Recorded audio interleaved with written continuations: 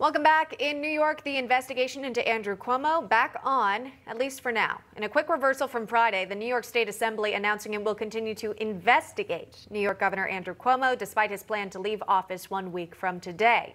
This all follows the New York State Attorney General's report, which found that Cuomo sexually harassed multiple women. New York Assembly Speaker Carl Heastie said that once Cuomo leaves office, though, lawmakers will not have the power to impeach him despite whatever the investigation finds. The original decision to suspend the investigation was sharply criticized after Heastie revealed that the investigation uncovered credible evidence that would have supported impeachment. Let's bring that panelist back in. Rick, David, AJ.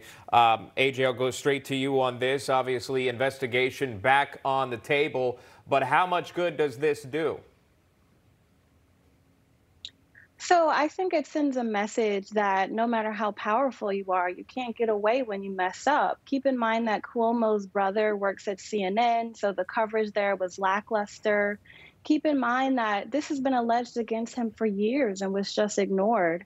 And so now they're saying we're finally going to do something about this. The issue with Cuomo is not just that he sexually harassed women, but that he's a bully. He's threatened legislators who called him out for allowing elderly people to die in nursing homes. He gave special tests to celebrities for COVID, to himself, his family, and other people who were powerful. This is a bully who used his power to control and harm other people. And they are finally taking a stand and saying that we will not allow this in New York. And so this is why that's a positive thing. Again, we know the governor's set to resign a week from today, Rick Green, and yet we had heard, of course, the Assembly debating whether or not impeachment would go through. Most recently, as of Friday, that has been abandoned, quite frankly. Again, after the resignation came through, I guess we're learning the investigation continues here. But what does accountability look like for Andrew Cuomo and the multiple scandals that the governor faces?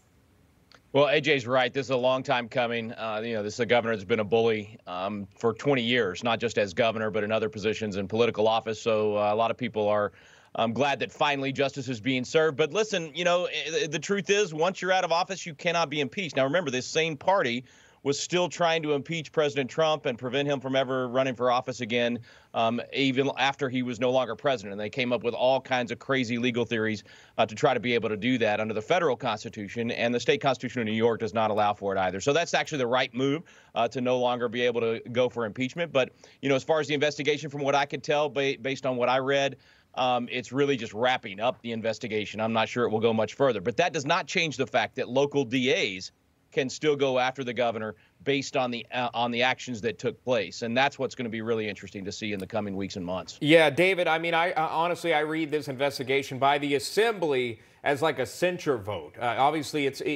and I point to the investigation that was already led by AG Letitia James. No criminal charges were brought from that.